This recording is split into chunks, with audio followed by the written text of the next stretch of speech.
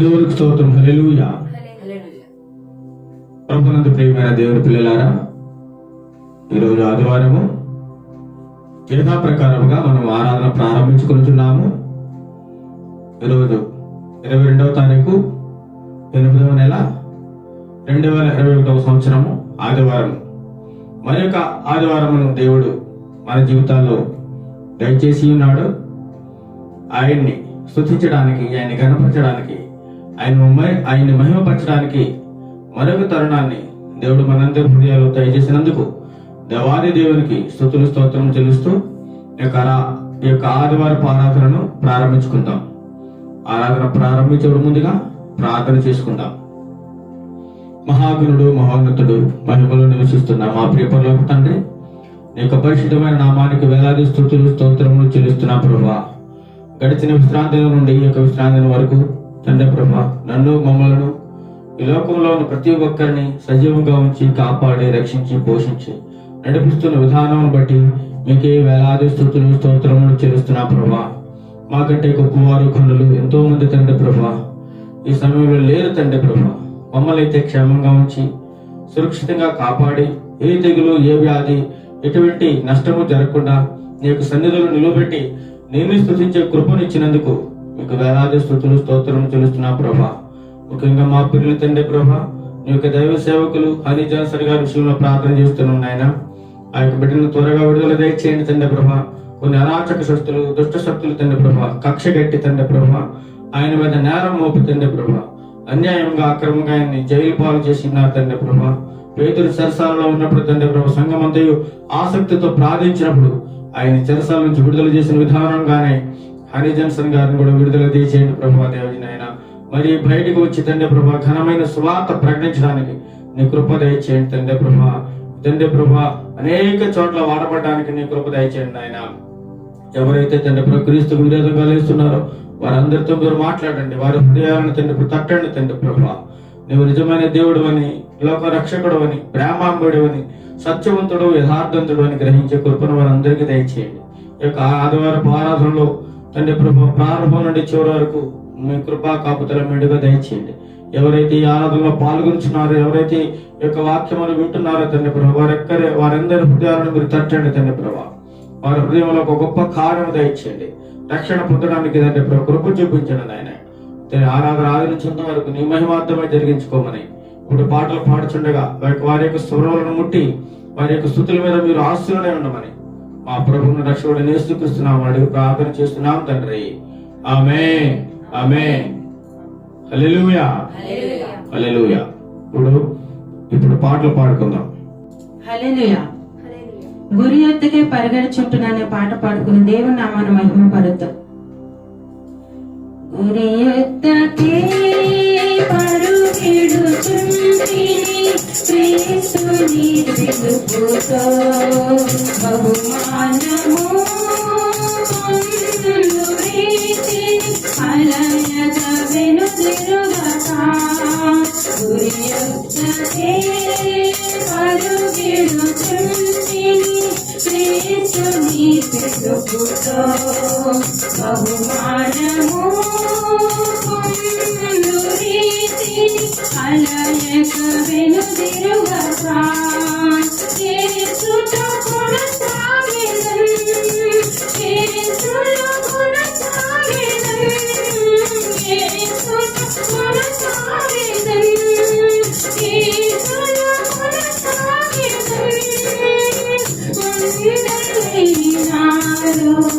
ఎలైనా యేసుతో కొనసాగెదను,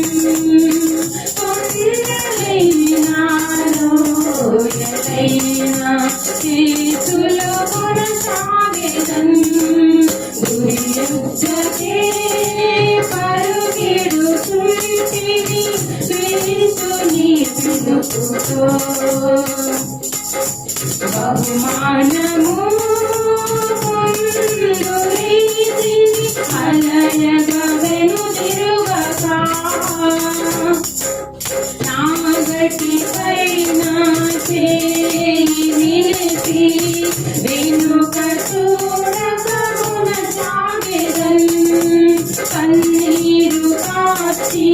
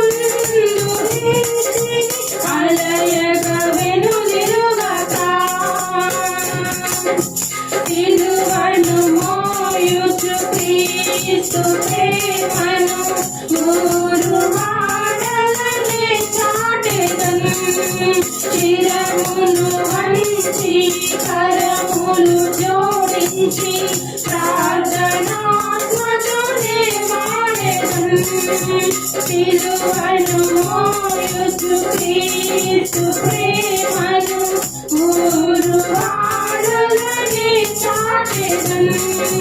శిరమును వంచి కరములు జోడించి ప్రార్థనాత్మతో వేడెదను.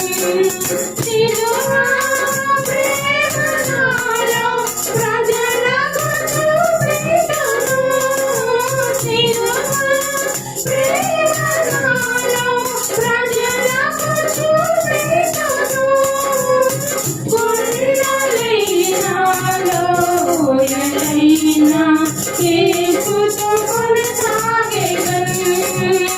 కొండలైనాలో ఎలైనా యేసులో కొనసాగెదను. గురియుద్ధకే పరుగెడుచుంటిని క్రీస్తుని పిలుపుతో బహుమానము పొందురీతిని అలయగలను నిలువక. నాశనముకు పోగువారిని క్రీస్తు ప్రేమతో రక్షింతును. నరకము నుండి మోక్షమునకు మార్గమేనని ప్రకటింతును. నాశనమునకు పోగువారిని క్రీస్తు ప్రేమతో రక్షింతును. నరకము నుండి మోక్షమునకు మార్గమేనని ప్రకటింతును.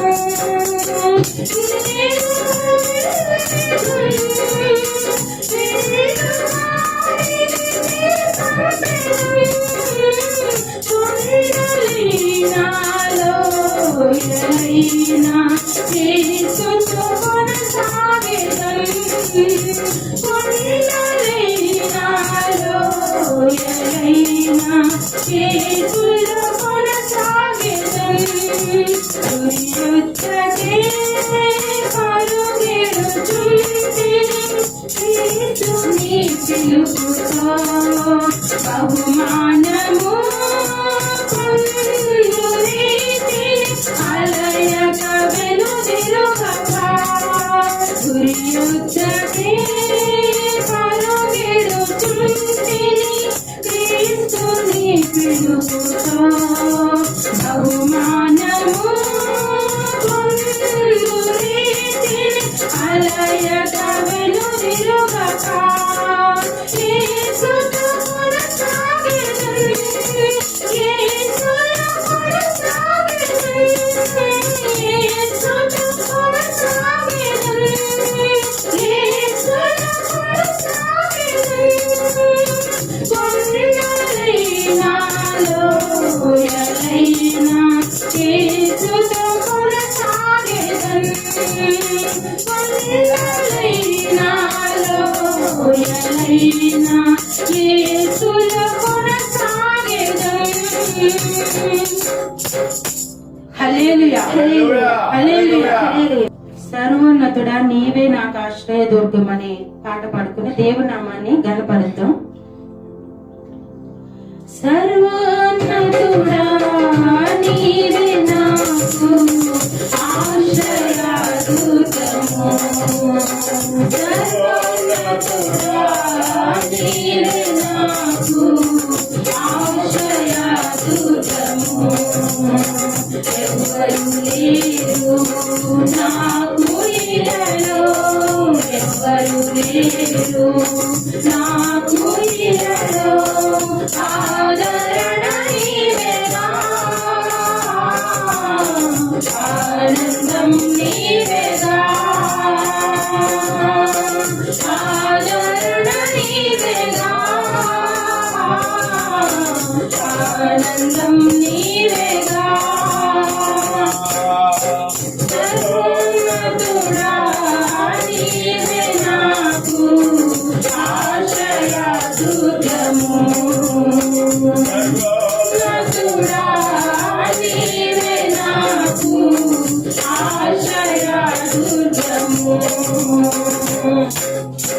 నీ దినములన్నిటా యెహోవాను నీ ఎదుట నిలువలేరని యెహోవాతో. నీ దినములన్నిటా యెహోవాను నీ ఎదుట నిలువలేరని యెహోవాతో. వాగ్దానము చేసినావు, వాగ్దాన భూమిలో చేర్చినావు, వాగ్దానము చేసినావు, వాగ్దాన భూమిలో చేర్చినావు.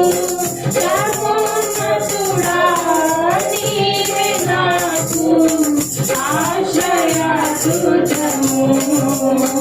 సర్వోన్నతుడా నీవే నాకు ఆశ్రయదుర్గము. నిందల పాలై నిత్య నిబంధన నీతో చేసిన దాని ఎరుగు. నిందల పాలై నిత్య నిబంధన నీతో చేసిన దాని ఎరుగు. సింహాసనమెక్కినావు, సింహాలనోలను మూసినావు, సింహాసనమెక్కినావు, సింహాలనోలను మూసినావు. సర్వోన్నతుడా నీవే నాకు ఆశ్రయదుర్గము. సర్వోన్నతుడా నీవే నాకు ఆశ్రయదుర్గము.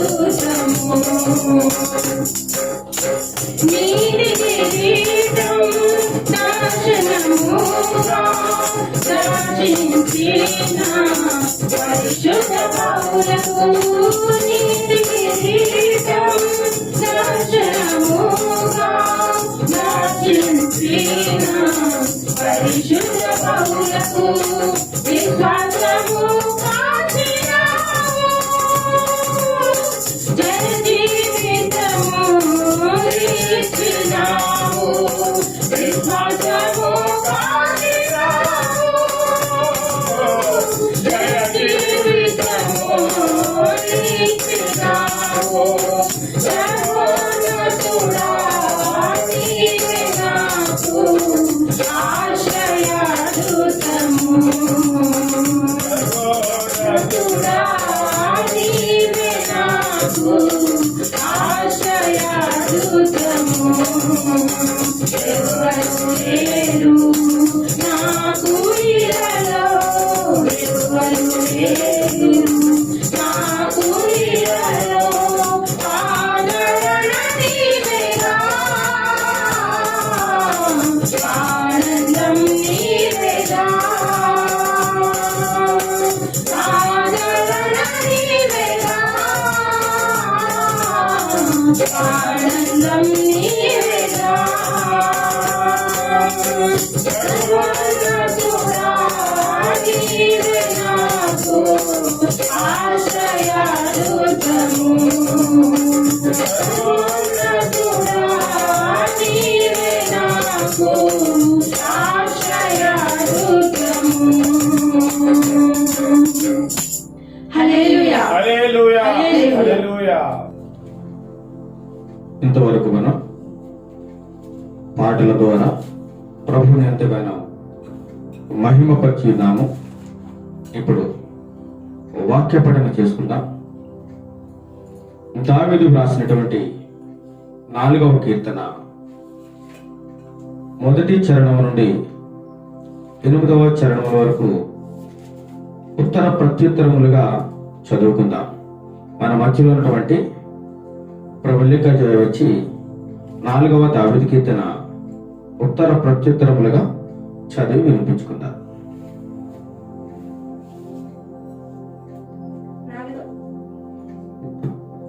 4వ దావీదు కీర్తన చదువుకుందాం. నా నీతికి ఆధారమగు దేవా, నేను మొరపెట్టునప్పుడు నాకు ఉత్తరమిమ్ము. ఇరుకులో నాకు విశాలత కలుగజేసిన వాడవు నీవే. నన్ను కరుణించి నా ప్రార్థనను అంగీకరించుము. నరులారా, ఎంతకాలము నా గౌరవమును అవమానముగా మార్చెదరు? ఎంతకాలము వ్యర్థమైన దానిని ప్రేమించెదరు? ఎంతకాలమైన అబద్ధమైన వాటిని వెరకెదరు? యెహోవా తన భక్తులను తనకు ఏర్పరచుకొనుచున్నాడని తెలుసుకొనుడి. నేను యెహోవాకు మొరపెట్టగా ఆయన ఆలకించును. భయము నుండి పాపము చేయకుడి. మీరు పడకల మీద ఉండగా మీ హృదయములను ధ్యానము చేసుకుని ఊరకుండుడి. నీతియుక్తమైన బలులు అర్పించుచు యెహోవాను నమ్ముకొనుడి. మాకు మేలు చూపువాడెవడని పలుకువారు అనేకులు. యెహోవా, నీ సన్నిధి కాంతి మా మీద ప్రకాశింపజేయుము. వారి ధాన్య ద్రాక్షారసములు విస్తరించిన నాటి సంతోషము కంటే అధికమైన సంతోషము నీవు నా హృదయములో పుట్టించితి. 8వ చరణం అందరం చదువుకుందాం. యెహోవా, నెమ్మదితో పండుకొని నిద్రపోవుదును. నేను ఒంటరిగా ఉండును. నీవే నన్ను సురక్షితముగా నివసింపజేయుదువు. దేవుడు తన పరిశుద్ధ వాక్యమును దీవించి ఆశీర్వదించినగాక. వాక్యము చదివినటువంటి ప్రబలిక జాయిని దేవుడు బహుగా దీవించి ఆశీర్వదించిన గాక.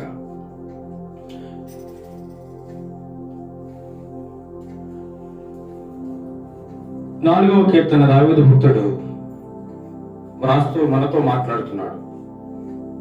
మొదటి చరణంలో, నా నీతికి ఆధారమగు దేవా, దేవునితో మాట్లాడు. నా నీతికి ఆధారమగు దేవా, నేను మొర్ర పెట్టినప్పుడు నాకు ఉత్తరమిమ్ము. ప్రభువా, నా నీతికి, ఎవరి నీతికండి? దావీదు భక్తుడు చెప్తున్నాడు. ప్రభువా, నేను నీ ఎదుట నేను నీతిగా నివసిస్తున్నాను, నీతిగా జీవిస్తున్నాను. నా నీతికి నీవు ఆధారమగుడు దేవా. నేను నీకు మొర్ర పెట్టినప్పుడు నాకు ఉత్తరమిమ్ము, నాకు జవాబు ఇయ్యి ప్రభువా. చూడండి, మనం అనేక సార్లు దేవునికి మొర్ర పెడుతూ అడుగుతుంటాం, ప్రభువా నేను నీకు ప్రార్థన చేస్తున్నాను, నాకు జవాబు దయచేయి, నా ప్రార్థన అంగీకరించు, నా ప్రార్థనకు ప్రతిఫలం దయచేయి ప్రభువా, నాకు ఉత్తరమే ప్రభువా అని మనం ఎన్నోసార్లు ప్రభువుని వేడుకుంటూ ఉంటాం అన్నాడు. అదే విధముగా ఇక్కడ దావీదు భక్తుడు కూడా ప్రభువుని వేడుకుంటూ ఉన్నాడు. నా నీతికి ఆధారమగు దేవా, నేను మొర్ర పెట్టినప్పుడు నాకు ఉత్తరమిమ్ము. ఇంకొక మాట చూసినట్లయితే, ఇరుకులో నాకు విశాలత కలుగు చేసిన వాడవు నీవే. ఆయన ఇరుకులో ఉన్నప్పుడు, ఆయన ఇబ్బందుల్లో ఉన్నప్పుడు, ఆయన శ్రమల్లో ఉన్నప్పుడు ఆయనకు విశాలత కలుగు చేసిన వాడు దేవుడే. అదే విధముగా మనము కూడా శ్రమల్లో ఉన్నప్పుడు, బాధల్లో ఉన్నప్పుడు, నిందల్లో ఉన్నప్పుడు ఎప్పుడైతే మనము ఆయనకు మొరపెట్టుతున్నామో అప్పుడు ఆయన మనకి వాటన్నిటి నుంచి విడుదల దయచేసి ఒక విశాలత కలుగు చేసే దేవుడిగా మన ప్రభు అయిన దేవుడు ఇక్కడ కనబడుతూ ఉన్నాడు. ఇరుకులో నాకు విశాలత కలుగు చేసిన వాడు నీవే. నన్ను కరుణించి నా ప్రార్థన అంగీకరించము. ప్రభువా, నా యందు కరుణించండి, నా యందు దయ చూపించండి. నన్ను కరుణించి నా ప్రార్థన ఏమంటున్నాడు? అంగీకరించమంటున్నాడు. మనం కూడా మన ప్రార్థన చేస్తున్నాం. మన యొక్క ప్రార్థన ప్రభు అంగీకరిస్తున్నాడా లేదా? మన ప్రభుకు ప్రార్థన చేయాలి. ప్రభు, నా ప్రార్థన అంగీకరించు, నాతో మాట్లాడు ప్రభువా, నన్ను దర్శించు, నా మొర ఆలకించు ప్రభు అని మనం ప్రార్థన చేస్తున్నప్పుడు ప్రభు తప్పకుండా మన యొక్క ప్రార్థన ఆలకించి దేవుడే ఉన్నాడు. ఆయన మొర వినే దేవుడు, మాట్లాడే దేవుడు అన్నమాట. చూడండి, 4వ చరణం చూసినట్లయితే, భయము నుండి పాపము చేయకుడి. ఏమన్నాడండి? భయము నుండి పాపము చేయకుడి. నా ప్రియ బిడ్డలారా, భయం ఉండాలి. ఎవరి మీద అంటే? దేవుని మీద భయం ఉండాలి. ఈనాడు చూసినట్లయితే అనేకమైన ఘోరమైన కార్యములు, భయంకరమైన నేరములు, దోషములు, పాపములు జరగడానికి కారణం ఏంటంటే దేవుని యందు భయం లేకపోవడం చేత. దేవుని మీద ఎప్పుడైతే భయం లేదో వాళ్ళు ఏం చేస్తారంటే జనులు పాడైపోతారు, నశించిపోతారు. కాబట్టి ప్రతి ఒక్కరికి దేవుని యందు భయం ఉండాలి. దేవుని యందు భయం ఎప్పుడైతే ఉందో మనం ఏం చేయము? పాపం చేయకుండా ఉంటాం. పాపం మన దరికే రాదు. దేవుని యందు భయము భక్తి ఉందంటే మనం పాపం చేయడానికి కూడా మనకి భయం వేస్తుంది. పాపం చేయాలన్న మనసు కూడా మనకి రాదన్నమాట. భయము నుండి పాపము చేయకుడి. మీరు పడకల మీద ఉండగా మీ హృదయములలో ధ్యానము చేసుకుని ఊరకుండుడి. మన పడకల మీద ఉన్నప్పుడు ఎవరిని ధ్యానం చేసుకోవాలండి? ప్రభు అయిన యేసుక్రీస్తు వారిని ధ్యానం చేసుకుని, ప్రభువా నీవే నా దేవుడు, నా శ్రమలో నువ్వు ఆదుకున్న దేవుడు, నన్ను రక్షించే దేవుడు అని చెప్పేసి ఆయన్ని ధ్యానం చేసుకుంటూ మన పడుకల మీద ఉండగా కూడా మన హృదయంలో ఆయన ధ్యానం చేసుకుంటూ ఉండాలట. ఎప్పుడు కూడా మనం త్రోవను వెళ్ళేటప్పుడు వచ్చేటప్పుడు చూడండి, గ్రంథం దేవుని గ్రంథంలో నువ్వు బయటకు వెళ్ళినప్పుడు వచ్చినప్పుడు ఏం చేయాలంట? దేవుని యొక్క వాక్యాన్ని ధ్యానించుకోవాలి. మన రాకపోకల్లో కూడా ఎప్పుడు కూడా మనం ప్రభువుని ఎప్పుడు ధ్యానించుకుని బయలుదేరినట్లయితే ఆ రోజు దేవుడు మనకి సురక్షితమైన ప్రయాణం దయచేస్తాడు, క్షేమంగా ఇంటికి తీసుకొని వస్తాడు అనమాట. అలాగే మన పడకల మీద ఉండగా మీరు హృదయంలో ఏం చేయాలి? మనం ధ్యానం చేసుకోమని చెప్తూ ఉన్నాడు. ఇంకా చూడండి 7వ చరణం చదవండి. 7వది, వారి ధాన్య ద్రాక్షారసములు విస్తరించిన నాటి సంతోషం కంటే అధికమైన సంతోషం నీవు నా హృదయంలో పుట్టించినవి. చూడండి, వారి ధాన్య ద్రాక్షారసములు విస్తరించిన నాటి కంటే. చూడండి, ఒకరి యొక్క ద్రాక్ష తోట ఒక ధాన్యము వరి పంట విస్తారంగా పండించింది అనుకోండి, అతనికి ఎంత సంతోషం కలుగుతుందంటే చాలా సంతోషం, ఆనందం. ఒక బిజినెస్ లో మంచి లాభాలు వచ్చాయి అనుకోండి, చాలా అధికమైన సంతోషం కలుగుతుంటుంది. మనం అనుకున్న పని సక్సెస్ అవుతుందంటే మనకు చాలా సంతోషం కలుగుతుంటుంది. ఆ సంతోషాలన్నిటికంటే కూడా మన అభివృద్ధి చెందిన వాటి అన్నిటి సంతోషం కంటే మన హృదయంలో ప్రభు ఉంటేనే అత్యధికమైన సంతోషం, అధికమైన సంతోషం అన్నమాట. మనం అన్ని విషయాల్లో సక్సెస్ అయినప్పుడు వచ్చే ఆనందం కంటే మన హృదయంలో ప్రభు ఉంటేనే మనకు అత్యధికమైన ఆనందము, సంతోషం కలుగుతుందని దైవ గ్రంథంలో దావీదు భక్తుడు మనతో మాట్లాడుచూ ఉన్నాడు. వారి ధాన్య ద్రాక్షారసములు విస్తరించిన నాటికి సంతోషం కంటే. చూడండి, వారి యొక్క పంటలు పొలములు అభివృద్ధి చెంది చక్కగా పండి విస్తారమైన ధాన్యం, విస్తారమైన ద్రాక్ష తోటలు పంటలు పండినప్పుడు ఎంత సంతోషం కలుగుతుందో, నీకు రాబడి అంతటిలో మంచి విజయం ఎప్పుడైతే నీకు కలుగుతుందో అప్పుడు నువ్వు ఎంతగా సంతోషిస్తావు. అంతకంటే అధికమైన సంతోషము నీవు నా హృదయంలో పుట్టించితివి. చూడండి, దావీదు భక్తుడు చెప్పి ఆయన హృదయంలో అంతకంటే ఈ ఆస్తి, ఐశ్వర్యము, మేడ మిద్దులు ఉన్న సంతోషం కంటే దేవుడు మన హృదయంలో ఉంటేనే అధికమైన సంతోషము, దేవుని వాక్యం మన హృదయంలో ఉంటేనే అధికమైన సంతోషం కలుగుతుందని దావీదు భక్తుడు మనకు తెలియజేస్తున్నాడు. చూడండి, చివరిగా 8వ చరణం చదువుకుందాం. యెహోవా నెమ్మదితో పండుకొని నిద్రపోదును. ఏమంటారండి? నెమ్మదితో. ఈరోజు అనేక మందికి నిద్ర లేదు, కరువైపోయింది. ఎందుకు నిద్ర లేదు? రకరకాల సమస్యలు, రకరకాల ఆలోచనలు. నా భవిష్యత్తు ఏమిటి, నా పిల్లల భవిష్యత్తు ఏమిటి అని ఆలోచనలు. నా బిజినెస్ ఎలా అభివృద్ధి చెందాలి, నా డబ్బులు నేను ఎలా పొదుపు చేసుకోవాలి, నా బంగారం ఏమవుతుంది, ఫ్యూచర్ లో నా పరిస్థితి ఏమిటి, ఇలా రకరకాల ఆలోచనలతో వారికి సరైన నిద్ర కూడా పట్టకుండా ఉందన్నమాట. అనేక మంది, చాలా మంది మానసిక వైద్యులను సంప్రదిస్తూ ఉన్నారు. అయ్యా నాకు నిద్ర పట్టడం లేదు. అదొక రోగం అన్నమాట. సమస్యలన్నీ వారు నెత్తి మీద వేసేసుకుంటున్నారు. మనసు ప్రశాంతత ఉంది. ఎప్పుడైతే ధనం అధికంగా వచ్చేస్తూ ఉంటుందో, విస్తారంగా డబ్బు ఎక్కువ ఉంటుందో, అధికమైన బంగారం ఎప్పుడైతే కలుగుతుందో, అధికమైన సంపద ఎప్పుడైతే కలుగుతుందో వారికి నిద్ర పట్టదు, సంతోషం ఉండదు, నెమ్మది ఉండదు వారి హృదయంలో. వారి యొక్క హృదయం ఎక్కడ ఉంటుంది? దేవుడు దైవగ్రంథం, నీ ధనం ఎక్కడ ఉండను అక్కడనే నీ హృదయము ఉండను. హృదయం ఎక్కడ ఉంటుందంటే ఆ ధనం దగ్గరే, ధనం వైపు చూస్తూ ఉంటది. నెమ్మది ఉండదు, శాంతి ఉండదు. ఈరోజు చూసినట్లు అనేక మంది కోటీశ్వరులకు శాంతి లేదు, నెమ్మది లేదు. ఈ శాంతి నెమ్మది కోట్లు వస్తుందండి? ఆసుపత్రుల చుట్టూ తిరిగితే వస్తుందా? రాదు. దేవుని వాక్యం ధ్యానించాలి. దేవుడు నీ హృదయంలో ఉండాలి. ఎప్పుడైతే నీ హృదయంలో దేవుడు ఉన్నాడో నీకు నెమ్మది, శాంతి, సమాధానం కలుగుతుంది. ప్రయాసపడి భారం మోసుకున్న సమస్త జనులారా నా యొద్దకు రండి, నేను మీకు ఏమిస్తానంటున్నాడు? విశ్రాంతి, నెమ్మది ఇస్తానంటున్నాడు, శాంతి, సమాధానం ఇస్తానంటున్నాడు ఆయన. కాబట్టి మన ప్రయాస ఎంతగానో ఉంటుందన్నమాట. ఈ లోకంలో ఎంత ప్రయాసపడినా అది వ్యర్థము. మన ప్రయాస అంతా ఆయాసము, వ్యర్థం అని చెప్పేసి సొలొమోను భక్తుడు తేటగా రాస్తూ ఉన్నాడు అనమాట. అయితే యెహోవా నేను నెమ్మదితో పండుకొని నిద్రపోదును, నేను ఒంటరిగా ఉండినను నీవే నన్ను సురక్షితముగా నివసింపజేయుదువు. చూడండి, ఆయన ఒంటరిగా ఉన్న సమయంలో కూడా దేవుడు ఆయనతో తోడుగా ఉన్నాడండి. నీవు ఒంటరి స్థితిలో ఉన్నావా? నువ్వు బాధతో ఉన్నావా, వేదనగా ఉన్నావా? అయ్యో నన్ను ఎవరో పట్టించుకోవట్లేదు, అయ్యో నన్ను ఎవరు దృష్టించట్లేదు, సమాజంలో నన్ను ఎవరు గుర్తించడం లేదు, నాకెవరు తోడు లేరు, నాకు ఉద్యోగం లేదు, నా భవిష్యత్తు ఏమిటి అని చింతలో ఉన్నావా? ఏమి చింతించాల్సిన అవసరం లేదు. ప్రభువు నీలో ఉంటే నీకు అన్నీ వస్తాయి. ప్రభువు మొట్టమొదట ఆయన నీతిని రాజ్యాన్ని వెతికినప్పుడైతే అవన్నీ కూడా మనకి దేవుడు దయచేస్తానంటున్నాడు. నేను ఒంటరిగా ఉండను, నీవే నన్ను సురక్షితంగా నివసింపచేయదు. మనం ఏ పరిస్థితుల్లో ఉన్నా సరే, ఎటువంటి కష్ట పరిస్థితుల్లో ఉన్నా, ఎటువంటి ఒంటరి జీవితం అనుభవిస్తున్నా, ఎవరు నిన్ను పట్టించుకోకపోయినా, తల్లిదండ్రులు వదిలేసిన, అన్నదమ్ములు పట్టించుకోకపోయినా, బంధువులు పట్టించుకోకపోయినా, ఎవరు నిన్ను పరామర్శించకపోయినా, తల్లి తండ్రి బంధువులు స్నేహితులు అందరికంటే ఉన్నతమైన వాడు మన దేవుడు. ఆయన నీకు సురక్షితంగా జీవితాంతం నిన్ను కాచి కాపాడే దేవుడు అన్నమాట. ఆయన నేను ఒంటరిగా ఉండలేను, నీవే నన్ను సురక్షితంగా నివసింపజేయదు అని దావీదు భక్తుడు దేవుని ఎంతకన్నా కీర్తిస్తున్నాడు. మనం కూడా ఆయన్ని కీర్తిస్తూ ఉండాలి.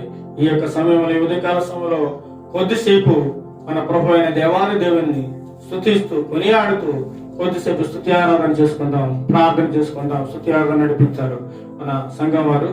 వచ్చి మన బిడ్డలు స్తుతి ఆరాధనలు నడిపిస్తారు. స్తుతి ఆరాధన చేసుకుందాం. అందరూ లేచి నిలబడినట్లయితే మన రెండు చేతులు పైకి చాచి దేవుని నామాన్ని మహిమ పరుద్దాం, గణపరుద్దాం. అందరూ స్తుతించండి. హల్లెలూయా, హల్లెలూయా, స్తుతి స్తుతి స్తుతి, స్తోత్రం స్తోత్రం స్తోత్రం, మహోన్నతుడా స్తుతి, స్తోత్రమయ్యా స్తోత్రం స్తోత్రం, శక్తిమంతుడా నీకే స్తోత్రమయ్యా స్తోత్రం స్తోత్రం, రాజులకు రాజా స్తోత్రం, ప్రభువులకు ప్రభువా నీకే స్తోత్రం. హల్లెలూయా, హల్లెలూయా, హల్లెలూయా, హల్లెలూయా, నీకే స్తుతి స్తోత్రమయ్యా. మా స్తుతులు అందుకొను తగిన దేవా నీకే స్తోత్రం, మా స్తుతులకు పాత్రుడా నీకే స్తుతి స్తోత్రమయ్యా స్తోత్రం స్తోత్రం స్తోత్రం. ఏమిచ్చినా నీ రుణం మేము తీర్చలేం ప్రభా, నీకే స్తోత్రమయ్యా స్తోత్రం. స్తుతి స్తుతి స్తుతి స్తోత్రం స్తోత్రం, సర్వశక్తిమంతుడా స్తోత్రం, సర్వశక్తిమంతుడా స్తోత్రమయ్యా, సర్వము సృజించిన దేవా స్తోత్రం స్తోత్రం స్తోత్రం స్తోత్రం, స్తుతి స్తుతి స్తుతి స్తోత్రం చెల్లించుకుంటున్నామయ్యా. హల్లెలూయా, హల్లెలూయా, హల్లెలూయా, స్తోత్రం ప్రభువైనా. సంతోషం ప్రభు నీలో ఉంది తండ్రి ప్రభువైనా, ఆనందం నీలో ఉంది ప్రభువైనా, నిజమైన సంతోషం నీలో ఉంది యేసయ్యా. నీకే స్తుతులు ప్రభా, స్తోత్రములు చెల్లించుకుంటున్నాం. స్తుతి స్తుతి స్తుతి స్తుతి, స్తోత్రం స్తోత్రం స్తోత్రమయ్యా, నీకే స్తుతి స్తుతి. హల్లెలూయా, హల్లెలూయా, హల్లెలూయా, హల్లెలూయా, హల్లెలూయా, హల్లెలూయా, నీకే స్తోత్రం ప్రభువైనా. యేసయ్యా నీకే స్తుతులు చెల్లించుకుంటున్నాను ప్రభువైనా. యేసయ్యా మా స్తుతులకు పాత్రుడా నీకే స్తుతి స్తుతి స్తోత్రం, మా ప్రార్థన ఆలకించువాడా నీకే స్తోత్రమయ్యా. మహోన్నతుడివి నీకే స్తుతులు ప్రభా, పరిశుద్ధుడివి నీకే స్తుతులు ప్రభువైనా. నీకే స్తోత్రం స్తోత్రం స్తోత్రం స్తోత్రం స్తోత్రమయ్యా. స్తుతి స్తుతి స్తుతి స్తుతి నాయన ప్రభువైనా. మనందరం తండ్రి ప్రభా, మనందరం అలాగే ఆరాధించుకొని చుండగా ఒక స్తుతి కీర్తన పాడుకుని గంభీర స్వరములతో దేవుని నామాన్ని మహిమ పరుద్దాం. సుమధుర స్వరముల గానాలతో వేలాది దూతల గళములతో కొనియాడబడుచున్న నా యేసయ్యా, నీకే నా ఆరాధన. సుమధుర స్వరముల గానాలతో వేలాది దూతల గళములతో కొనియాడబడుచున్న నా యేసయ్యా, నీకే నా ఆరాధన. మహానందమే నాలో పరవశమే, మహానందమే నాలో పరవశమే, నీను స్తుతించిన ప్రతి క్షణము. సుమధుర స్వరముల గానాలతో వేలాది దూతల గళములతో కొనియాడబడుచున్న నా యేసయ్యా, నీకే నా ఆరాధన.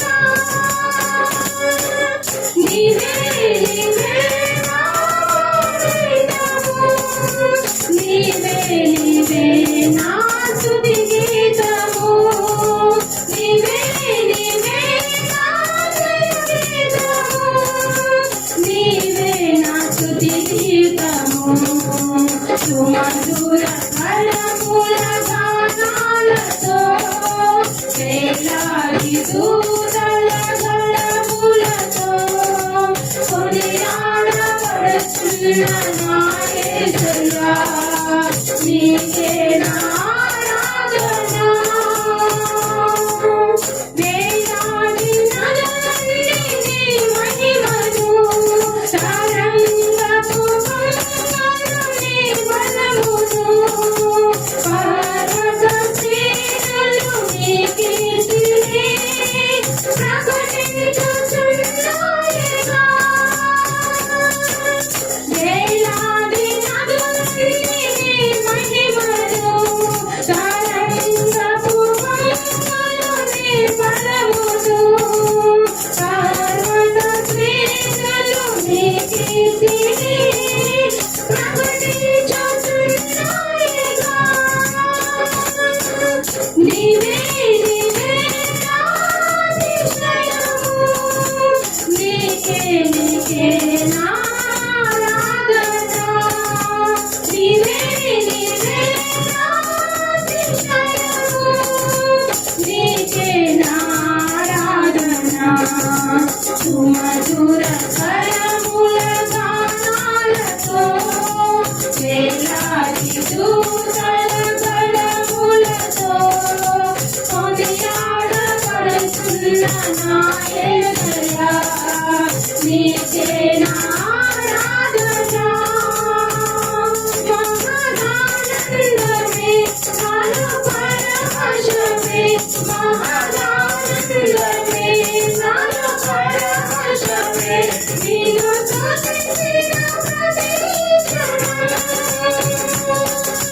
సుమధుర స్వరముల గానాలతో, వేలాది దూతల గళములతో కొనియాడబడుతున్న నా యేసయ్యా, నీకే నా ఆరాధన. హల్లెలూయా. స్తోత్రం స్తోత్రం స్తోత్రం నాయనా. మనం అందరం అలాగే ఆరాధించుకుంటుండగా ప్రార్థన చేసుకుందాం. మహోన్నతుడా, మహాగణుడా, మీకే స్తుతులు స్తోత్రములయ్యా. సర్వశక్తిమంతుడా, సర్వాధికారి, నీకే స్తుతులు స్తోత్రములు తండ్రి. గడిచిన వారం నుండి ప్రభానైనా ఈ వారం వరకు తండ్రి నీ సజీవ లెక్కలో ఉంచి ప్రభా, నీ సజీవ రెక్కల కింద కాచి కాపాడినందుకు నీకు వందనాలు, స్తుతులు స్తోత్రాలయ్యా. మమ్ములను తండ్రి, మా కుటుంబీకులను, మా బంధువులను, మా దేశ ప్రజలను ప్రభా, ప్రతి ఒక్కరిని తండ్రి నాయన కాచి కాపాడినందుకు నీకు వేలాది కోట్ల వందనాలు, స్తోత్రాలు చెల్లించుకుంటున్నాం ప్రభా నాయనయ్య. నీ మహిమను మేము వివరించలేము తండ్రి ప్రభా నాయన యేసయ్య. గొప్ప దేవుడు తండ్రి, సర్వశక్తిమంతుడు తండ్రి నాయన, సర్వము సృజించిన దేవా, నీకే స్తుతులు స్తోత్రములు తండ్రి. పరిశుద్ధుడివి, నీతిమంతుడు తండ్రి ప్రభా నాయన. అయ్యా, ఇంతవరకు తండ్రి మా పాటల ద్వారా ప్రభా నాయన నిన్ను స్తుతించి ఉన్నాం తండ్రి నాయన. మా స్తుతులపై మీరు ఆశీనుడు కమ్మని అడుగుచున్నాం తండ్రి ప్రభా. మా స్తుతులకు పాత్రుడు నీవే యేసయ్యా ప్రభా, నీకే స్తుతులు స్తోత్రములు తండ్రి. మా స్తుతులు అందుకొనదగిన దేవుడు నీవే తండ్రి ప్రభా నాయన. నీ వందనాలు, స్తోత్రాలు చెల్లించుకుంటున్నామయ్యా ప్రభా నాయన. ఇంతవరకు జరిగిన ఆరాధనలో మీరున్నారని నమ్ముచున్నాం తండ్రి ప్రభా నాయన. ఎక్కడైతే ఇద్దరు ముగ్గురు కూడిన నామాన్ని తండ్రి ప్రభా ఆరాధిస్తారు, వారి మధ్యన ఉంటానన్నావు ప్రభా నాయన. మా మధ్యలో మీరున్నారని నమ్ముచున్నాం తండ్రి ప్రభా. మా ఆరాధన మీరు వింటున్నారని నమ్ముచున్నాం తండ్రి ప్రభా నాయన. అయ్యా, నీ సేవకుని నోటి ద్వారా ప్రభా, నీ వాక్యం ద్వారా మాతో మాట్లాడమని అడుగుచున్నాం ప్రభా నాయన. అయ్యా, నీ జీవపగల మాటలు తండ్రి ప్రభా నాయన మాతో మాట్లాడమని అడుగుచున్నాం ప్రభా. నీకే స్తుతులు స్తోత్రములై అయ్యా ప్రభా నాయన. మరి ప్రభా, బ్రదర్ అనీ జాన్సన్ అన్నగారి గురించి ప్రార్థన చేస్తున్నాం ప్రభా నాయన. త్వరగా విడుదలను దయచేయమని అడుగుచున్నాం ప్రభా నాయన. ఆ బిడ్డ తండ్రి ప్రభా నాయన, నీ కోసం పోరాడుచున్న బిడ్డ తండ్రి ప్రభా నాయన. నీవే అద్భుత కార్యం చేయమని అడుగుచున్నాం. నీ అద్భుత కార్యం చేయమని అడుగుచున్నాం తండ్రి ప్రభా. నీ శక్తిని చూపించమని అడుగుచున్నాం తండ్రి ప్రభా. అనేక మంది ప్రభా నాయన, అన్యజనులు ప్రభా నాయన చెలరేగుతున్నారు ప్రభా నాయన. వారి మధ్యలో ప్రభా నీ మహిమను కనపరచమని అడుగుచున్నాం ప్రభా. నీ మహిమను వివరించండి ప్రభా నాయన. మరి బ్రదర్ గురించి ప్రార్థన చేస్తుండగా ప్రభా, ఆ బ్రదర్ మరి త్వరలోని విడుదల దయచేయమని అడుగుచున్నాం ప్రభా తండ్రి. మరి ముందున్న కార్యక్రమాలు ఎన్నో తండ్రి ప్రభా, శక్తివంతమైన కార్యక్రమాలు చేయాలి తండ్రి ప్రభా నాయన. నీ కోసం నిలబడే బిడ్డలుగా ప్రతి ఒక్కరూ తండ్రి ప్రభా తయారు కావాలి తండ్రి ప్రభా నాయన. నీకే స్తోత్రములు, స్తుతులు ప్రభా. నిజమైన దేవుడు నువ్వు తండ్రి ప్రభా నాయన. ఈ సత్యాన్ని ప్రతి ఒక్కరూ తెలుసుకోవడానికి నీ సహాయం దయచేయమని అడుగుచున్నాం ప్రభా నాయనయ్య. ముందున్న ఆరాధన అంతా తండ్రి నీ పాదాలకు సమర్పించుకుంటూ తండ్రి నాయన తండ్రి ప్రభా, చిన్న ప్రార్థన నీ పాదాలకు సమర్పించుకుంటూ యేసయ్య పరిశుద్ధ నామములో అడిగి వేడుకొంచున్నాం తండ్రి. ఆమేన్ ఆమేన్ ఆమేన్.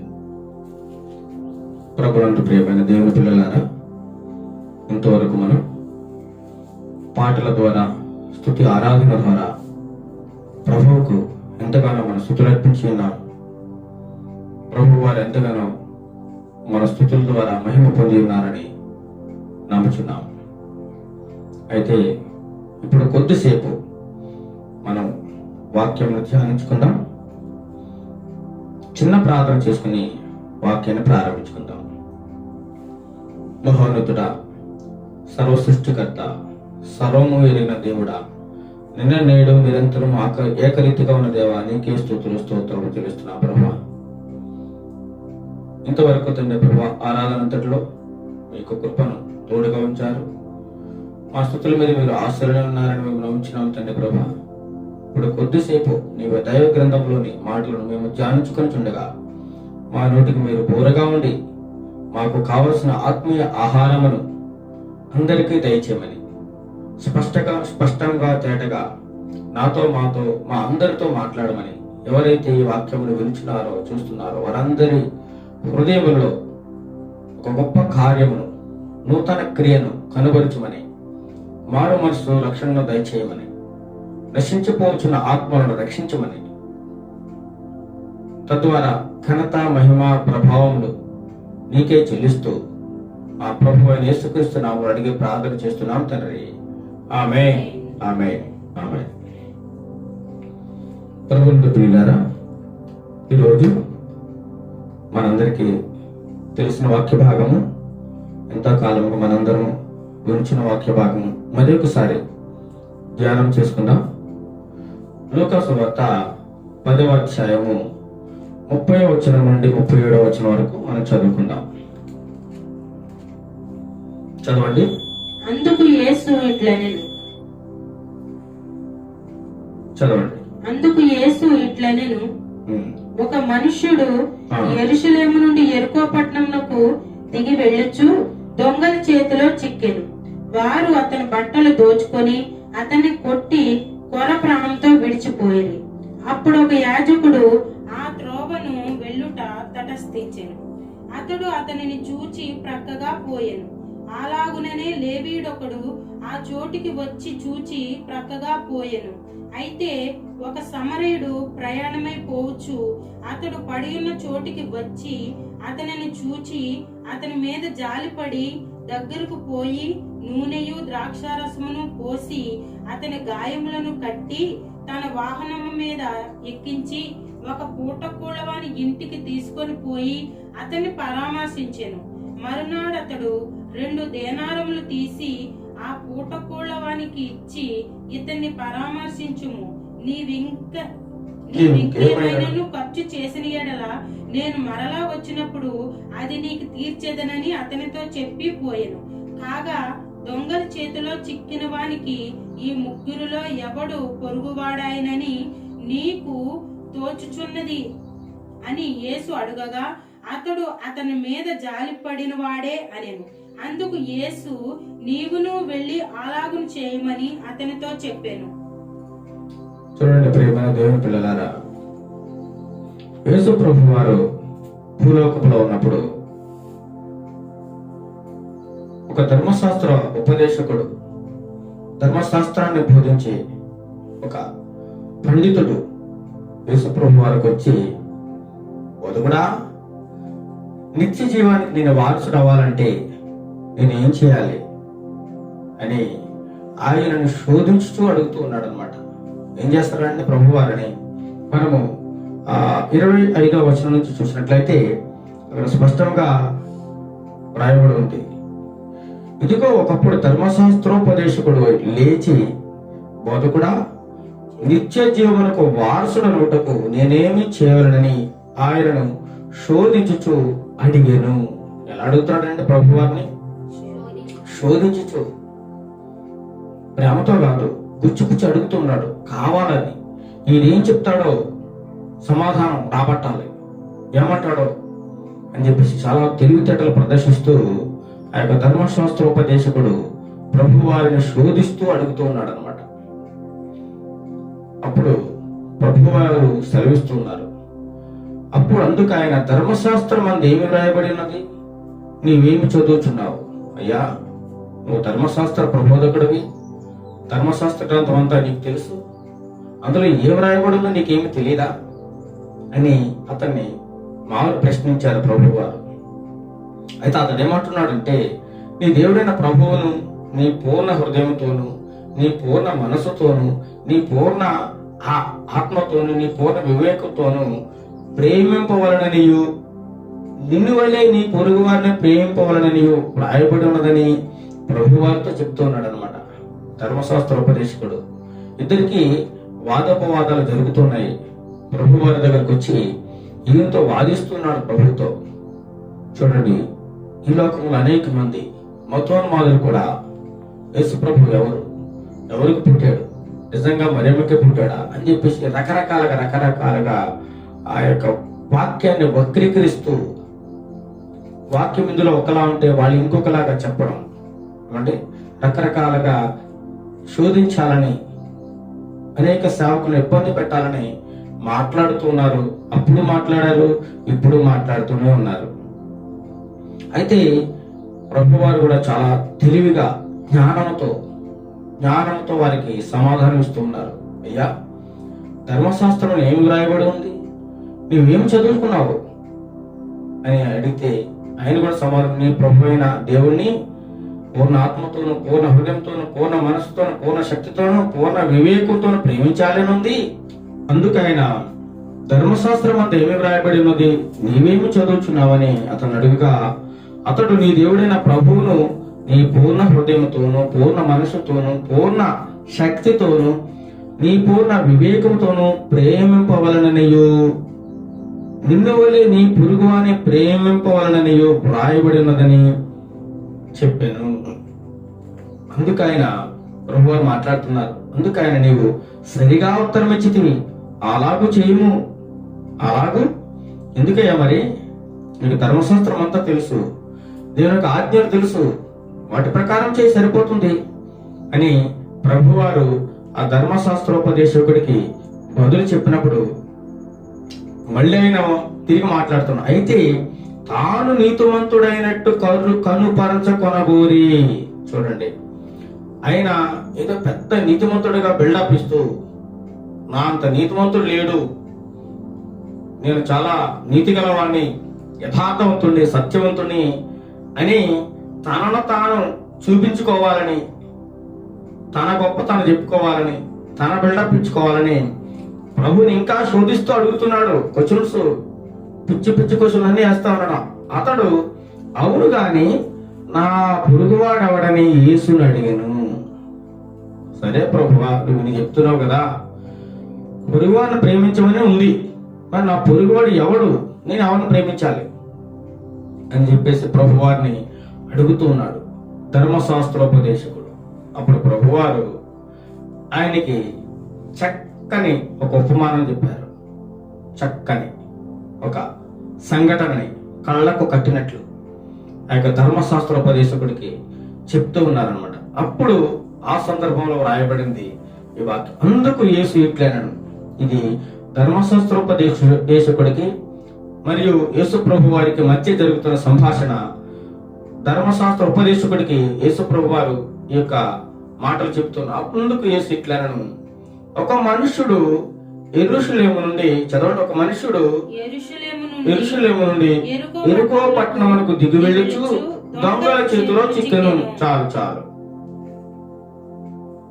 ఈ యొక్క మాటలు ప్రభువారు ఆ యొక్క ధర్మశాస్త్ర ఉపదేశకుడితో మాట్లాడుతున్నారు. ఒక మనుషుడట యెరూషలేము నుండి ఎక్కడికి దిగి వెళ్తున్నాడు? యెరికో పట్టణమునకు దిగి వెళ్ళుచు మార్గ మధ్యలో ఎవరి చేతికి చిక్కాడట?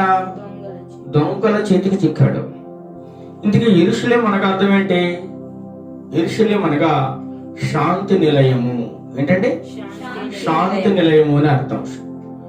అది ఒక సుందరమైన పట్టణం యెరూషలేం అనేది. ఈ పట్టణం ఎక్కడుందంటే మధ్యధరా సముద్రానికి 33 మైళ్ళు తూర్పు దిక్కున 33 మైళ్ళ దూరంలో, మరియు మృత సముద్రానికి ఉత్తర భాగంలో 14 మైళ్ళకు పడమర దిక్కుగా మరియు సముద్ర మట్టానికి 2500 అడుగులు ఎత్తులో ఉందండి ఈ పట్టణం. ఏ పట్టణం అది? యెరూషలేము పట్టణం. యెరూషలేము పట్టణం ఆ ఎత్తులో ఉండి చుట్టూ రాతమయ్యే కొండల మీద ఒక సుందరమైన పట్టణము, అందమైన పట్టణం నిర్మింపబడి ఉందన్నమాట. ఈ పట్టణం చుట్టూ చూస్తే వివిధ రకాల తోటలు, పచ్చని పంట పొలాలు, లోయలు, ఒక సుందరవనం, ఒక అద్భుత, ఒక ప్రపంచంలా కనబడుతుంది. అంత సుందరమైన పట్టణము యెరూషలేము పట్టణం. యెరూషలేము అనగా అర్థం ఏంటంటే శాంతి నిలయము అని అర్థం అన్నమాట. ఇలాంటి అందమైన పట్టణంలో నుండి ఒక మనుష్యుడు బయలుదేరి ఎక్కడికి పోతున్నాడండి? ఎక్కడ పోతున్నాడు? ఎరుకో పట్టణం వెళ్తున్నాడు. ఎరుకో పట్టణం వెళ్తున్నాడు. ఎరుకో అనగా అర్థం ఏంటండి?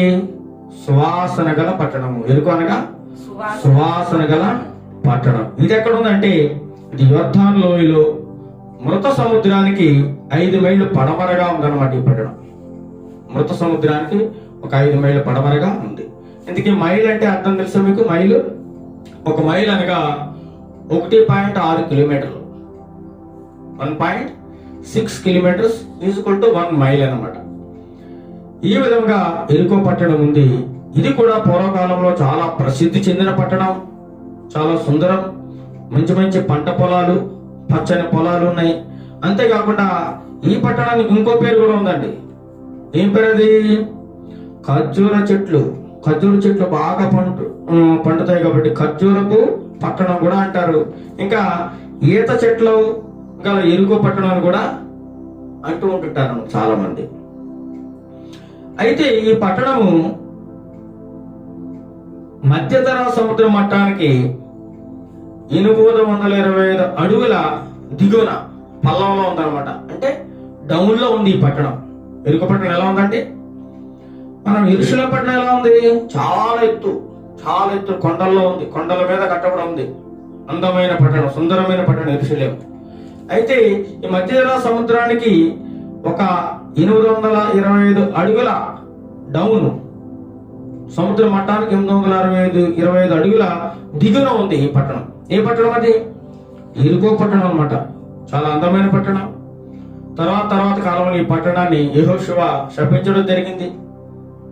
పూర్తిగా కాల్చివేయబడింది, నాశనం కూడా అయిపోయింది. ఇప్పుడు ఆ ఎరుకో పట్టణం అనేది కూడా శాపగ్రస్తమైన పట్టణంగా మారిపోయింది అనమాట. ఎందుకు శాపగ్రస్తమైన పట్టణం? ప్రజలు దుర్మార్గం, దేవునికి అవిధేయులైపోయి శాపగ్రస్తులు అయిపోయారు అన్నమాట. కాబట్టి అది దేవుని యొక్క ఉగ్రతకు లోనే ఆ పట్టణం అయిపోయింది, శపితమైన ప్రాంతంగా అయిపోయింది. ఆ పట్టణం రూపురేఖలు కూడా లేకుండా పోయాయి. అప్పుడు యేసుప్రభు వారు చెప్పిన కాలంలో జరిగిన సంగతి ఇది. అయితే ఒక మనుషుడు ఎక్కడి నుంచి బయలుదేరుతున్నాడు? యెరూషలేము నుండి ఎరుకో పట్టణం. యెరూషలేము అంటే ఆ ఎత్తైన పట్టణం నుండి ఎక్కడికి వస్తున్నాడు? కిందికి వస్తున్నాడు. కిందికి ఎక్కడుంది ఎరుకో పట్టణం? దిగువ భాగంలో ఉంది, కింద ఉందన్నమాట. ఎలా వస్తున్నాడు? ఆ రోజుల్లో బస్సులు ఉన్నాయా? లేవు. ట్రైన్లు ఉన్నాయా? లేవు. విమానాలు లేవు. సైకిళ్ళు లేవు. మోటార్ బైక్లు లేవు. మరి ఎలా? నడిచి కాలి నడకన పోవాలి. కాలి నడకన చాలా దూరం ప్రయాణం. మధ్యలో ఆకలేస్తే కొంచెం ఆహారం, కొంచెం నీళ్లు కట్టుకుని వెళ్ళిపోయి ఎక్కడైనా ఆకలేసినప్పుడు అది తిని మళ్ళీ నడుచుకుంటూ పోవాలన్నమాట. ఎంత దూరమైన నడకే. కొంతమంది ధనవంతులు, స్తోమత కలిగిన వారు గాడిదలు కొనుక్కునేవారు, గుర్రాలు కొనుక్కునేవారు. వాటి మీద కూడా ప్రయాణం సాగిస్తూ ఉండేవారు అనమాట. అయితే ఈ వ్యక్తి యెరూషలేము నుండి ఎరుకో పట్టణానికి ప్రయాణం వెళ్ళిపోతూ ఉంటే మార్గ మధ్యలో దొంగలు ఉన్నారు. ఎవరండి? దొంగలు. చూడండి, అనేక చోట్ల ప్రయాణం వెళ్తున్నప్పుడు కూడా కొన్ని చోట్ల దొంగలు కాపు కాసి వారిని అడ్డగించి వారి దగ్గర ఉన్నటువంటి సామగ్రిని తీసుకోవడం, అవసరమైతే వారిని కొట్టడం, చంపడం కూడా చేస్తూ ఉంటారు. ఈ కాలంలోనే కాకుండా ఆ కాలంలో కూడా దొంగలు ఉన్నారు, దోచుకునేవారు ఉన్నారు అనమాట. అయితే వారు అది పచ్చని దట్టమైన అటవీ ప్రాంతం కాబట్టి ఆ రహదారి గుండా పోయే మార్గంలో ఒక చెట్ల పొదల్లో, చెట్ల చాట్లలో దొంగలు దాక్కుని ఎవరైనా ఒంటరిగా వస్తే వారిని పట్టుకుని వారి దగ్గర ఉన్నటువంటి వస్తువులను తీసుకుని వారి యొక్క డబ్బు ఏమైనా ఉంటే అవి కూడా లాక్కొని, విలువైన వస్తువులను లాక్కొని వారిని కొట్టి చంపి దోచుకుని వెళ్ళిపోతూ ఉంటారనమాట.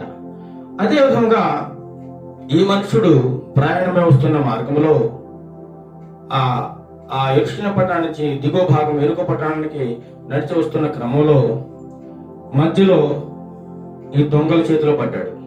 దొంగలు చూశారు ఈయన్ని.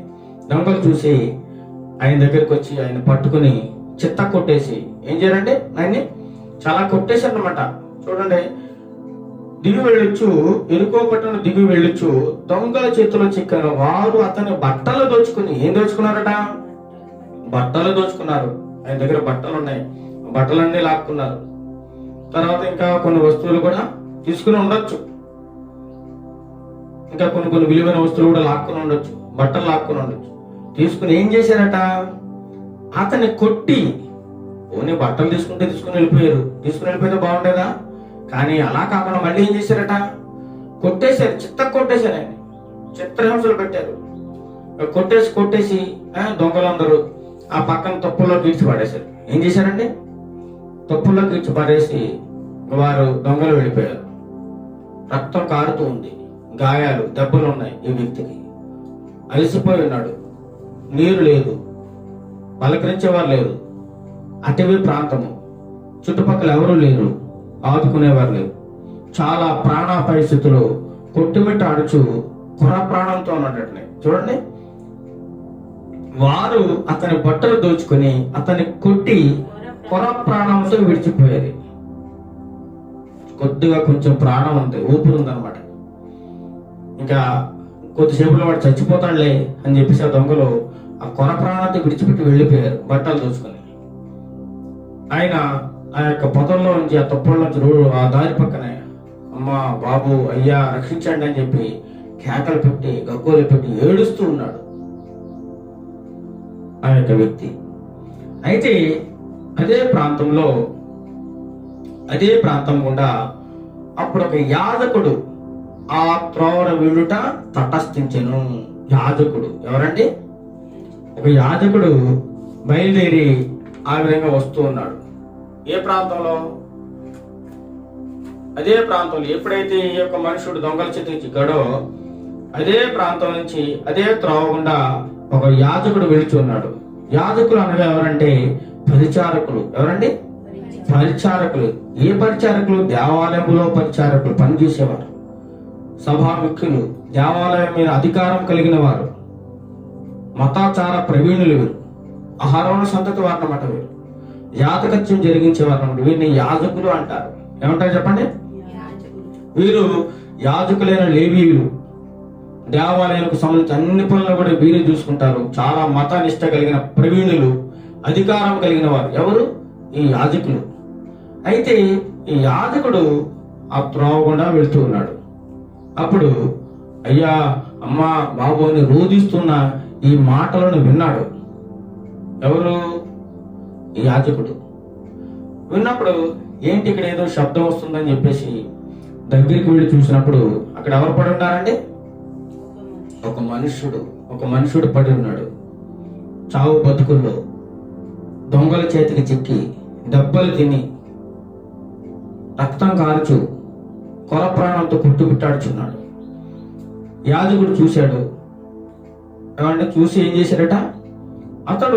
అతనిని చూచి, కొన్ని చూడకుండా పోయాడు అంటే చూడకుండా వెళ్ళిపోలేదు, చూచి ప్రక్కగా పోయాను. ఏం చేశాడట? ఈనాడు కూడా అనేక మంది మార్గ ప్రయాణములు, యాక్సిడెంట్ల ద్వారా అనేక మంది రోడ్డు సైడ్లో పడిపోయి మరణ పరిస్థితుల్లో దెబ్బలతో రక్తం కారుచుంటే అనేక మంది చూస్తూ వెళ్ళిపోతూ ఉంటారు తప్ప ఏమాత్రం పట్టించుకోరు. కొంతమంది అయితే ఆనందంతో వీడియోలు తీసుకుంటుంటారు. వీడియోలు చాలా చోట్ల చూశాను. అలా చేస్తూ కాలయాపన చేయడం ద్వారా ఆ మనిషి ఏమైపోతుందండి? ఆ వ్యక్తి చనిపోతూ ఉన్నాడు అనమాట. రక్తం పోయి యాక్సిడెంట్లో చాలా మంది చనిపోతున్నారు. చూస్తూ వెళ్ళిపోతున్నారు తప్ప ఎవరు సహాయం చేసి ముందుకు వచ్చేవారు ఎవరు లేరు. అదే విధంగా ఈ యాజకుడు కూడా ధర్మశాస్త్రం తెలిసినవాడు, దేవుని గురించి తెలిసినవాడు. ఒక వ్యక్తి ఆపదలో ఉంటే కాపాడవలసింది పోయి చూసి నాకెందుకులే, అయ్యో నేనైతే ఇక్కడ దొంగలు ఎవరైనా ఉంటే నన్ను కూడా చంపుతారు అని భయపడిపోయి అతను ఏమాత్రం పట్టించుకోకుండా చూసి నిర్లక్ష్యంగా వెళ్ళిపోయాడు. ఏమయ్యాడండి? వెళ్ళిపోయాడు, ఏమాత్రం పట్టించుకోలేదు. చూడండి, ప్రక్కగా చూశాను, ప్రక్కగా పోయాను. అలాగనే లేవీయుడు ఒకడు ఆ చోటుకు వచ్చి చూచి అతడు కూడా ఏం చేశారంట, ప్రక్కగా వెళ్ళిపోయాడు. మొదట ఒక వ్యక్తి వచ్చాడు. ఎవరతను? యాజకుడు. యాజకుడు వచ్చి కొరప్రాణంతో ఉన్న వ్యక్తిని చూసి, దెబ్బలతో బాధపడుచున్న వ్యక్తిని చూసి ఏం చేశాడు? నాకెందుకులే, నాకు అవసరం లేదు, దగ్గరికి వెళితే నేను అపాయంలో చిక్కుకుంటాను, నాకు ప్రమాదం ఎదురవచ్చు, నన్ను కూడా దొంగలు ఈ విధంగా కొట్టి చంపుతారు, నాకెందుకు వచ్చిన పనిది, నా మార్గంలో నేను వెళ్ళిపోతాను. ఇలాగ అనేక మంది నాకెందుకులే అనుకుంటున్నారు చాలా మంది. ఈరోజు మనం ముఖ్యంగా చూసినట్లయితే మన ప్రియ సహోదరుడు, దైవజనుడు, సువార్త బోధకుడు బ్రదర్ హనీ జాన్సన్ గారి విషయంలో కూడా ఆయన్ని మతోన్మాదులు కక్షగట్టి జైలు పాలు చేసినప్పుడు ఈనాడు కూడా అనేక మంది నాకెందుకులే అని ఊరుకోవట్లేదు. ఇప్పుడు అనేక మంది స్పందిస్తూ ఉన్నారు. ఈరోజు ఆయనకి జరిగింది రేపొద్దున మనకు జరగచ్చు, రేపొద్దున నీకు జరగచ్చు, నాకు జరగచ్చు.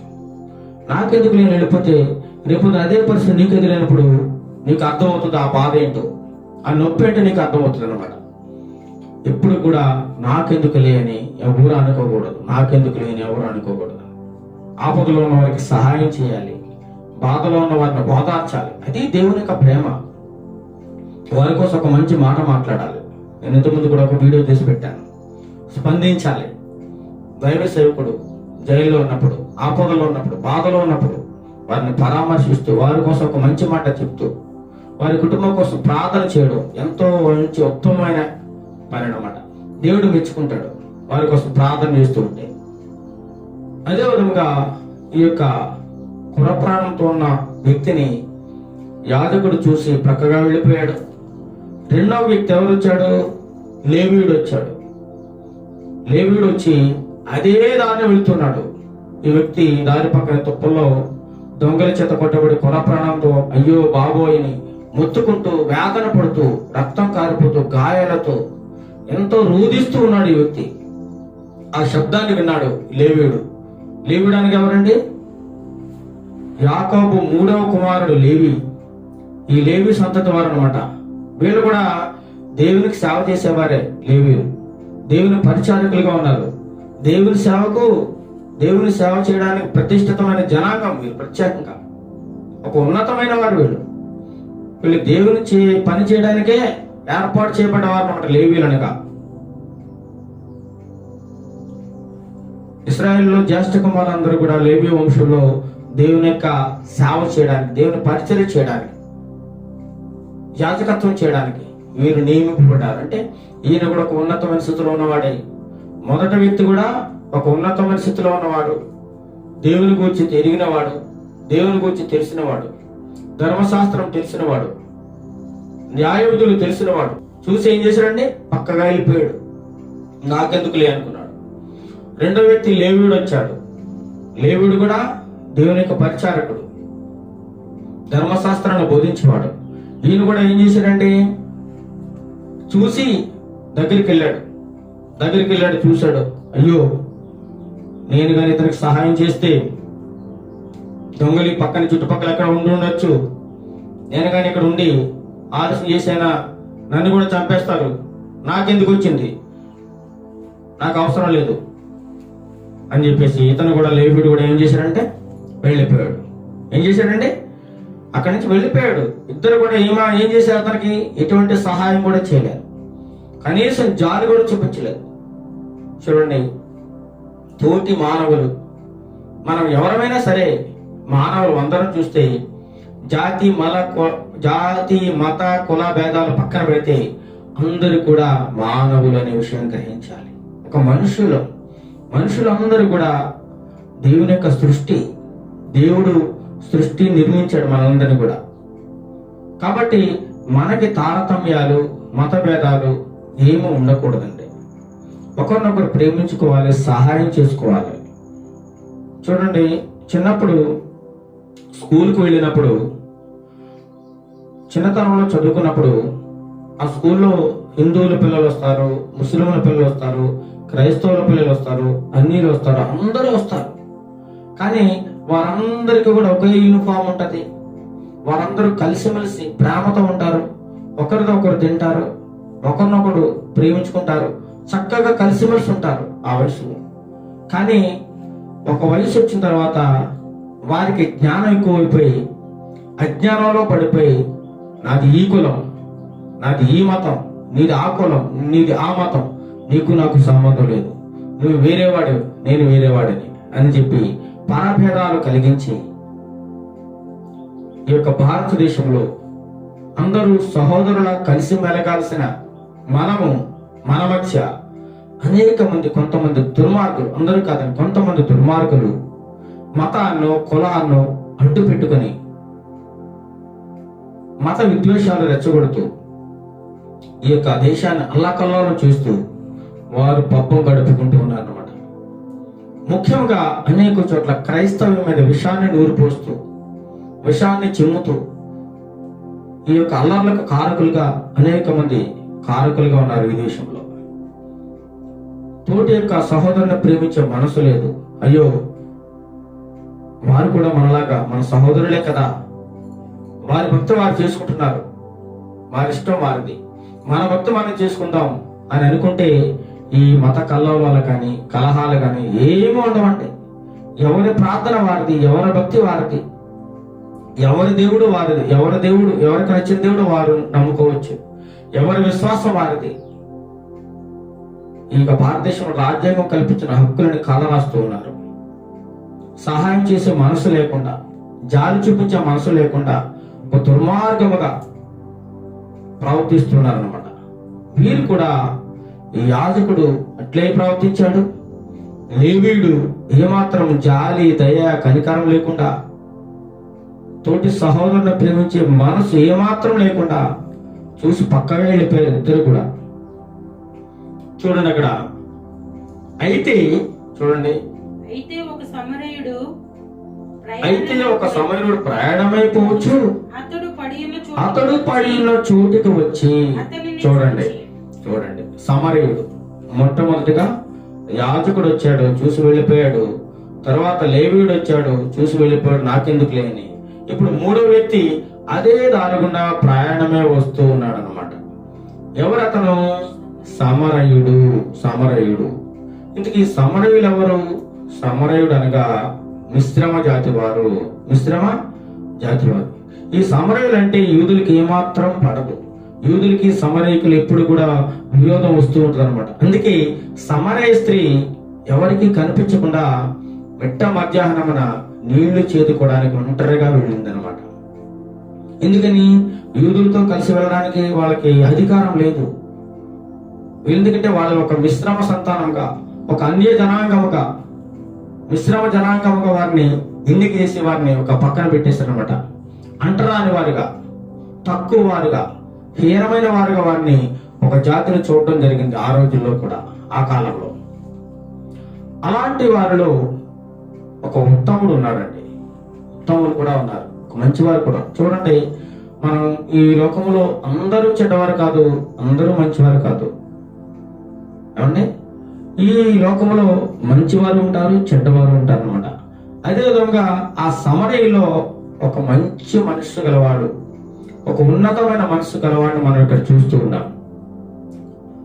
ఎవరైతే అంటరాని వారిగా చూశారో, ఎవరైతే మిశ్రమ జనాంగము, వీరు తక్కువ వారు, వీరు తక్కువ జాతి వారు అని ఎవరైతే అనుకుంటున్నారో అలాంటి వారిలో కూడా ఒక మంచి మనస్సు గలవారు, ఉన్నతమైన భక్తి గలవారు ఎంతో మందిని మనం చూస్తున్నాం. అదేవిధంగా ఇక్కడ ఈ సందర్భంలో చూసినట్లయితే మూడవ వ్యక్తిగా సమరయుడు అదే ప్రాంతం కూడా వెళ్ళిపోతూ ఉన్నాడు. సరిగ్గా అదే ప్రాంతానికి, ఎక్కడైతే ఒక మనుషుడు దొంగల చేత కొట్టి పక్కకి ఈడ్చివేయబడి కొర ప్రాణంతో, దెబ్బలతో, రక్తం కారుతూ రక్తపు మడుగులో పడి ఉన్న వ్యక్తిని ఈ సమరయుడు అదే ప్రాంతం కూడా వెళ్ళి వస్తూ ఆ రోదన, వేదన, బాధతో అరుస్తున్న కేకలను విని ఎవరో ఇక్కడ పడిపోయి ఉన్నారు అని చెప్పేసి ఏం చేశారండి, దగ్గరికి వెళ్ళాడు. ఆ చోటుకు వచ్చి అతనిని ఏం చేశారండి, చూచి. ఏం చేశాడు, చూచి. మొదటి ఇద్దరు కూడా ఏం చేశారు, చూశారు లేదా? యాజకుడు చూశాడు, లేవీయుడు కూడా చూశాడు. కానీ వాళ్ళ దగ్గరికి వచ్చారా? దగ్గరికి రాలేదు. అలా చూశారు, అలా తొందరండి. చాలా మంది ఈ రోజులు కూడా అలా చూస్తారంతే. చూసి మనకెంత కుదరే బాబు, వెళ్ళిపోతాం, మనం వెళ్తే మన మీదకి వస్తుంది కేసు, రిస్క్ అవుతుంది అని చెప్పేసి అనుకుంటూ ఉంటారు అన్నమాట. అనుకుంటూ ఉంటారు. ఒకనాడు రోడ్డు మీద ఒకనొక సమయంలో ఒక వ్యక్తి ఏమైందో తెలియదు, దెబ్బలతో పడి చాలా ఇబ్బందులకు గురవుతున్నప్పుడు నేను చూడడం జరిగింది. వెంటనే నాకు తెలిసిన సహాయము, వెంటనే పోలీసు వారికి సమాచారం ఇచ్చి వారిని రప్పించి వెంటనే అతన్ని హాస్పిటల్ తీసుకెళ్ళడానికి ఒక మార్గం చూపించడం జరిగింది అనమాట. చేతనైన సహాయం, చిన్నది జాలి. మనం మానవులమండి, కనీసం కొంతైనా జాలి ఉండాలి.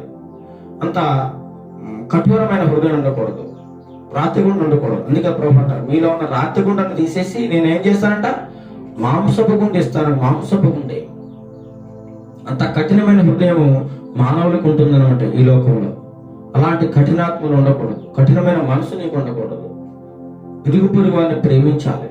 అయితే ఈ యొక్క సమరయుడు తక్కువవాడు, అంటరాని వాడు, మిశ్రమ జాతి వాడు, ఏమండి సమాజంలో చిన్న చూపు చూడబడిన వాడు ఈ యొక్క సమరయుడు. అలాంటి వ్యక్తి ఆ దారిన పోతూ అతనిని చూచి ఆ యొక్క స్వరమును విని మూలుగుతున్నాడు తుప్పల్లో. ఆ మూలుగుతున్న వ్యక్తి దగ్గరికి వెళ్ళి అతన్ని చూచి, చూడండి అక్కడ ఒక మంచి మాట రాయబడి ఉంది. అతన్ని చూచి ఏం చేశాడట, జాలిపడి. అతని మీద ఏం పడ్డాడు, జాలిపడి. చూడండి, ఇది కావాలండి. అతను ఏ వ్యక్తి అయినా సరే, అతను ఏ ప్రాంతం వాడైనా సరే, అతను ఏ మతానికి చెందినవాడైనా సరే, అతను బాధలో ఉన్నప్పుడు, వ్యాధిలో ఉన్నప్పుడు, అతను కష్ట శ్రమలో ఉన్నప్పుడు మనం ఏం చేయాలి, అతని మీద జాలి చూపించాలండి. అది మానవతా ధర్మం. మన మనుషులు మృగాలం కాదు కదా. నీకు శత్రువే ఒక ఆపదలో ఉన్నాడు. ఒకప్పుడు నేను అతను దూషించుండొచ్చు. ఇప్పుడు అతను అపాయకర పరిస్థితుల్లో ఉన్నాడు. నువ్వు అతను చూసి సంకలు గుద్దుకుంటావా? సంతోషంగా ఉంటావా? అది దేవుని ప్రేమ కానే కాదు.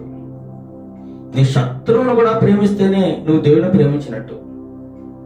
అలాంటి ప్రేమ ఉండాలి. నీ హృదయంలో ఎటువంటి కక్ష, అసూయ, ద్వేషం, పగ ఉంటే నువ్వు దేవుని ప్రేమించలేదు. దేవుని ప్రేమించలేదు ఖచ్చితంగా చెప్పొచ్చు అన్నమాట. నువ్వు ఎప్పుడైతే నువ్వు శత్రువును కూడా ప్రేమించావో నువ్వు నిజంగా దేవుని ప్రేమిస్తున్నట్టే లెక్క. ఇతను చూడండి, ఇతని హృదయం ఎలాంటిదో. సమరయుడు చూడండి, సమరయుడు ఒకనొక సమయంలో దేవుని యొక్క మందిరంలో సమరయుడు పరిచయులు ప్రార్థన మనం చూసాం. పరిచయుడు ఏమంటున్నాడు, అయ్యా నేను ఎంతో గొప్పవాడిని, నేను ఈ సమరయులు అంటరాని వాడు కూడా కాకుండా నేను ఎన్నో ధర్మకార్యాలు చేశాను, నేను ఎంతో భయభక్తులు గలవాడిని, నేను చాలా గొప్పవాడిని అని చెప్పి డంబంగా ప్రార్థన చేశాడు. సుంకనేం ప్రార్థన చేశాడు, ఆకాశం వైపు కన్నులు ఎత్తుడు కన్నా ధైర్యం చాలక రొమ్ము కొట్టుకొని ప్రభువా నేను పాపిని అని తగ్గించుకున్నాడండి. అలాంటి తగ్గింపు స్వభావం కావాలి. అలాంటి తగ్గింపు స్వభావం నీకున్నట్లయితే దేవుడు నిన్ను హెచ్చించడానికి సిద్ధంగా ఉన్నాడు. నిన్ను నువ్వు హెచ్చించుకున్నావు అంటే దేవుడు ఏం చేస్తాడంటే కిందికి తగ్గించేస్తాడు, కిందికి తీసుకెళ్ళిపోతాడు. ఎప్పుడు కూడా నిన్ను నువ్వు పొగుడుకోవడం కానీ, హెచ్చించుకోవడం కానీ, లేకపోతే నిన్ను ఎవరో ఘనపరచాలని కానీ, నిన్ను గొప్పగా చూడాలని కానీ ఎప్పుడు నువ్వు ఆశించొద్దు. ఆ ఘనత, ఆ గొప్పతనం ప్రభు ఇవ్వాలి తప్ప మనుషులు ఎవరండి? మనుషులు ఎప్పటి వారు. అయితే ఈ యొక్క సమరయుడు చూచి దగ్గరికి వెళ్ళి అతని మీద జాలిపడి, చదవండి, జాలిపడి ఏం చేశారట, అతని దగ్గరకు వచ్చి జాలిపడి దగ్గరకు పోయి ఏం చేశాడంటే దగ్గరకు పోయి దగ్గరికి వెళ్ళిపోయాడు. జాలిపడి అయ్యో అయ్యో ఇక్కడ ఎవరో ఒక వ్యక్తి దెబ్బలతో ప్రాణాపాయ స్థితిలో ఉన్నాడు, దొంగలు కొట్టేసినట్టున్నారు అని చెప్పి అతని మీద జాలిపడి దగ్గరికి వెళ్ళి ఏం చేశాడట, అతన్ని పరామర్శించాడు. ఇతని దగ్గర ఉన్నటువంటి నూనె, ఇతను కూడా ప్రయాణం వెళ్ళిపోతున్నాడు గాడిద మీద, అతని దగ్గర ఉన్నటువంటి నూనె ఇంకేం చేశారంటే ద్రాక్షారసం.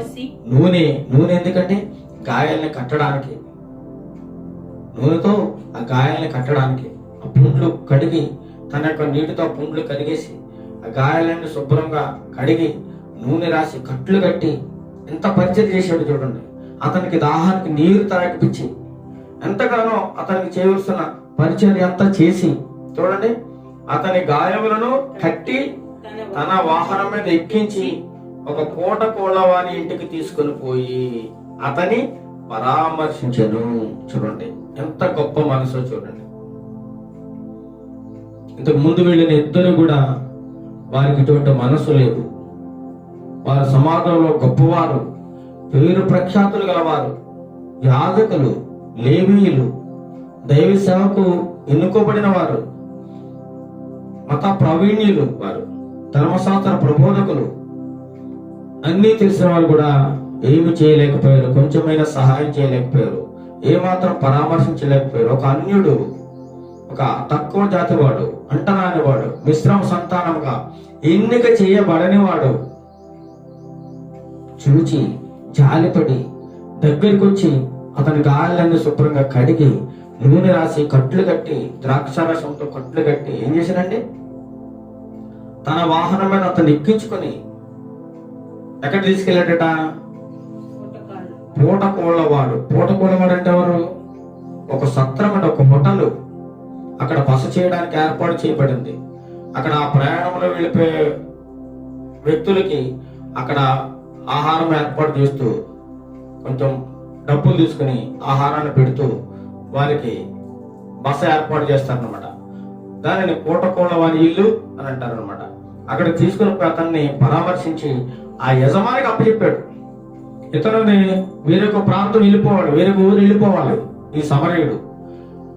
మార్గ మధ్యలో ఈ యొక్క బాధతో, ఈ యొక్క దెబ్బలతో, కొరప్రాణంతో ఉన్న వ్యక్తి తారసపడినప్పుడు అతను పరామర్శించి అతనికి చేయవలసినంత చేసే సహాయం తన గాడి మీద ఎక్కించుకొని పూటకోళ్ళవాని ఇంటికి తీసుకెళ్ళి, అయ్యా ఏం చెప్తున్నాడు, అతను తీసుకెళ్ళి అతను పరామర్శించి, అయ్యా ఇగో ఈ వ్యక్తి చాలా ప్రాణాపాయ స్థితిలో ఉన్నాడు, ఇతనికి కావాల్సిందంతా నువ్వు ఏర్పాటు చేయి, ఇతనికి భోజనం కానీ తనకు అవసరాలు కానీ అన్ని ఏర్పాటు చేయి, నేను కొంచెం దూర ప్రాంతం వెళ్తున్నాను, మర్నాడు నీకు ఏమి ఇవ్వాల్సి ఉందో అవన్నీ కూడా నేను ఇచ్చేస్తాను. చూడండి, మరునాడు అతడు 2 దేనారములు తీసి ఆ పూలవానికి ఇచ్చి ఇతని పరామర్శించుము, నీవింకేమైనా ఖర్చు చేసిన యెడల నేను మరలా వచ్చినప్పుడు అది నీకు తీర్చేదను. చూడండి ఎంత గొప్ప మనసు, చూడండి ఎంత గొప్ప మనసు, ఎంత గొప్ప మనసు. ఇదేంటి దైవ సంబంధమైన మనసు ఇది. అతని కోసం 2 దేనారాలు తీసిచ్చి ఆ పూటకొల్లవానికి, అయ్యా ఇతన్ని పరామర్శించు, ఇతనికి భోజనం పెట్టు, ఇతను కొన ప్రాణంతో ఉన్నాడు, ఇతని గాయాలకి కట్టు, ఇతనికి ఏం అవసరం ఉందో అవన్నీ ఇచ్చి, ఇవి ఈ డబ్బు కొంత డబ్బు ఉంచు, నేను మరలా తిరిగి వస్తాను, నువ్వేమైనా ఖర్చు పెట్టే ఇంకా ఎక్కువ ఖర్చు అయినట్లయితే నేను నీకు అప్పంతా నేను తీరుస్తాను, నాది బాధ్యత అని చెప్పేసి ఈ యొక్క సమరయుడు ఆ పూటకొల్లవాని ఇంటికి అప్పగించేసి అతను వెళ్ళాడు అనమాట. అతనితో చెప్పి అక్కడి నుంచి వెళ్ళిపోయాడు. కాగా దొంగల చేతిలో చిక్కిన వానికి ఈ ముగ్గురులో ఎవడు పొరుగువాడాయనని నీకు తోచుచున్నది అని యేసు అడుగుతున్నాడు. ఇప్పుడు ఈ సంభాషణ అంతా ఎవరు జరుగుతుంది, ధర్మశాస్త్రోపదేశకుడికి యేసు ప్రభు వారికి జరుగుతుంది. అప్పుడు అడుగుతున్నాడు, అయ్యా ధర్మశాస్త్రోపదేశకుడా, ధర్మశాస్త్రం అంతా తెలిసినవాడా? అయితే యాజకుడు ఆ కొర ప్రాణంతో దొంగల చేత కొట్టబడిన వాడిని చూసి వెళ్ళిపోయాడు, లేవీయుడు కూడా అదే ప్రకారం చూసి వెళ్ళిపోయాడు. అయితే సమరయుడు చూసి అతని దగ్గరికి వెళ్ళి అతని గాయాలను కట్టి అతన్ని ఓదార్చి అతనికి నూనె రాసి ద్రాక్షారసంతో అతని కట్లన్నీ కడిగి శుద్ధి చేసి ఏమంటే అతను ఒక పూట కొనవారింటికి తీసుకెళ్ళి 2 ధ్యానారములు ఇచ్చి అతన్ని పరామర్శించమని, అతనికి కావాల్సిన సమస్తాన్ని అతన్ని చూసుకోమని చెప్పి అతనికి బాధ్యత అంతా అప్పగించి ఇతను నా వ్యక్తి, నా మనుషుడు, నాకు సంబంధించిన వాడు, ఇతను జాగ్రత్తగా చూసుకోని చెప్పి అప్పగించి వెళ్ళిపోయాడు. ఇంకా ఏమైనా అప్పు ఉంటే నేను వచ్చి తీరుస్తాను, ఇతను మాత్రం జాగ్రత్తగా చూసుకోవాల్సిన బాధ్యత నీదని భరోసా ఇచ్చి బాధ్యతతో అప్పచెప్పాడు. మరి ఈ ముగ్గురులో సహోదరుడు అవడు, అతనికి సహోదరుడు అవడు అని అడుగుతూ ఉన్నాడు అనమాట. ఏమన్నాడు? కాగా దొంగల చేతిలో చిక్కిన వానికి ఈ ముగ్గురులో ఎవరు పొరుగువాడవడు, ఎవరు పొరుగువాడు ఆయను అని అది నీకు తోచుతుందని చెప్పేసి ధర్మశాస్త్రోపదేశకుని అడిగినప్పుడు అతను సమాధానం ఇస్తున్నాడు. ఏమని? అతడు అతని మీద జాలిపడిన వాడే. ఎవడండి? అతని మీద జాలిపడిన వాడే. అందుకు యేసు నీవును వెళ్ళి అలాగూ చేయమని అతనితో చెప్పాను. చూడండి, ఎవరైతే కష్టాల్లో ఉన్నారో, జాలితో ఉన్నారో, ఆపదలో ఉన్నారో వాడికి ఎప్పుడైతే నువ్వు సహాయం చేసావో అతనే నీవు పొరుగువాడు.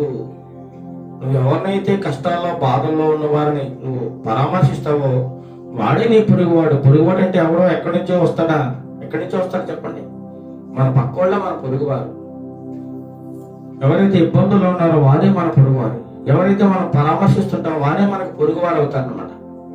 ఈ విధంగా మంచి మనస్సు కలిగి జాలి దయ చూపించి అతన్ని పరామర్శించిన వాడు ఆ వ్యక్తికి ఇతను ఏమవుతాడండి? పొరుగువాడు అవుతాడని చెప్పి ప్రభువారు అతని కళ్ళు తెరిపించారు. ఎవరికి? ధర్మశాస్త్రోపదేశకుడు. అతను పెద్ద నీతిమంతుడైనట్టు, జ్ఞానైనట్టు, తెలివిగలవాడుగా ప్రవర్తిస్తూ యేసును శోధిస్తూ అడిగాడు. అప్పుడు ప్రభువారు చెప్పిన ఈ యొక్క మాటలన్నమాట ప్రభువారు. అందుకే అతను ఏమన్నారు? మంచి సమరయుడు. ఎవరండి? అదే విధంగా మన ప్రభువారు వ్యాధులతో, బాధలతో, పాపముతో నశించిపోతున్న మన కోసం ఆయన దీనుడిగా ఈ లోకానికి వచ్చి తన్ను తాను తగ్గించుకొని దేవుని యొక్క సింహాసనం పక్కనే కూర్చున్నట కూడా గొప్ప భాగ్యమని ఎంచుకోకుండా అంత ఉన్నతమైన స్థితిలో నుండి దేవాది దేవుని యొక్క కుమారుడు భూలోకానికి వచ్చి నీ కోసం, నా కోసం ఎంతగానో తగ్గించుకొని మన కోసం అవమానాలను భరించి, నిందలను భరించి, సహించి చివరికి అందరి చేత ద్వేషింపబడి నువ్వు చేసిన పాపాల కోసం, నేను చేసిన పాపాల కోసం ఆయన శిలువ మరణంలో ఏమైపోయారండి? బలైపోయారు. ఆయనే మంచి సమరయుడు. ఎవరండి? యేసయ్య మంచి సమరయుడు అన్నమాట. మంచి సమరయుడు. అలాంటి మనసు కావాలి, జాలి కల హృదయం కావాలి. నీ పొరుగువాడు ఆపదలో ఉన్నప్పుడు ఏం చేయాలండి? సహాయం చేయాలి. ఏం చేయాలి? ఆదుకోవాలి, వారిని పరామర్శించాలి బాధలో ఉన్నప్పుడు. అదేవిధంగా మన సహోదరుడు హనీ జాన్సన్ గారు జైల్లో ఉన్నారు. కుటుంబం ఎంతగానో వేధిస్తూ, కుటుంబం ఎంతో వేదనతో, బాధతో, దుఃఖంతో కుమిలిపోతూ ఉన్నారు. వారిని ఓదార్చాలి, ఆ కుటుంబం కోసం ప్రార్థన చేయాలి. అది దేవుని యొక్క ప్రేమ, అది దేవుడు మనకు చూపించిన ప్రేమ. ఈనాడు అనేక మంది స్పందిస్తూ ఉన్నారు. అనేక మంది లేస్తున్నారు, ధర్నాలు చేస్తున్నారు ఆ యొక్క దైవజనుని విడిపించమని. అతని కోసం ప్రార్థన చేస్తున్నారు. మీరు కూడా మనమందరం ఆయన కోసం ప్రార్థన చేయాలి, ఆ కుటుంబం కోసం ప్రార్థన చేయాలి. ఇది దేవుని యొక్క ప్రేమ అన్నమాట. ఎవరైతే దేవుని ప్రేమను కలిగి ఉంటారో వారు ఏమి చేయాలంటే మన సహోదరుని, మన శత్రువుని ప్రేమించాలి. బాధలో, వేదనలో, అపాయకరమైన పరిస్థితుల్లో ఉన్నప్పుడు మనం ఏం చేయాలి? వారిని ఆదుకోవాలి. చూసి పక్కగా వెళ్ళిపోకూడదు. యాజకుడు ఏం చేశాడు? పక్కగా వెళ్ళిపోయాడు. నాకెందుకు లేవీడు ఏం చేశాడు? నాకెందుకు లేని వెళ్ళిపోయాడు. కాబట్టి ఇలాంటి మంచి సమరయుడు లాంటి హృదయము ప్రతి ఒక్కరూ కలిగి ఉండాలని ఈరోజు దేవుని యొక్క వాక్యము దేవుడు మనతో స్పష్టంగా మాట్లాడుతున్నాడు. ఈరోజు మన వాక్యం ఏంటంటే జాలిగల మంచి సమరయుడు, జాలిగల మంచి సమరయుడు. ఇలాంటి సమరయుడు లాంటి హృదయం నీవు కలిగి ఉండాలి. జాలిగల హృదయము, కృప, సహనము, ఓర్పు అన్నీ కలిగి ఉండాలి. దేవుడు అంటే దేవుని యొక్క లక్షణాలను నేను దేవుని కలిగి ఉన్నాను అని మాటలతో చెప్తే సరిపోతుంది. వాటిని ఎలా చూపించాలి? క్రియల రూపంలో చూపించాలి. కాబట్టి ఇలాంటి సమరయుడు కలిగిన మంచి హృదయము, జాలిగల హృదయము, ప్రేమగల హృదయము, ఓదార్చే హృదయము, గాయాలతో, కట్లతో, దెబ్బలతో పడి ఉన్న వారికి పరిచర్య చేసే హృదయము, వారిని ఓదార్చే హృదయము, వారిని ఆదుకున్న హృదయము ప్రభువు మనందరికీ దయచేయునుగాక. ఈ చిన్న వాక్యమును దేవుడు దీవించి ఫలింపజేయునుగాక. అనేక హృదయాల్లో ఒక నూతనమైన కార్యాన్ని చేయడానికి దేవుడు కృప చెప్పునుగాక. చిన్న ప్రార్థన చేసుకుంటాం. మమ్మల్ని అతిముఖ్యంగా ప్రేమించిన మా ప్రియ తండ్రి, ఇంతవరకు సమరయుని కోసం, మంచి సమరయుడు ఎవరు, నీ పొరుగువాడు ఎవడు అనేటువంటి మంచి మాటలను ఇంతవరకు మాతో మాట్లాడి ఉన్నారు ప్రభు. మీకు స్తోత్రం చెల్లిస్తున్నాం నాయన. ఈ వాక్యం ద్వారా మేము అనేకమైన విషయాలు గుణపాఠం నేర్చుకోవడానికి నీ కృప చూపించండి. మాలో తండ్రి ప్రభు సమరయుడు లాంటి హృదయం దయచేయండి ప్రభు.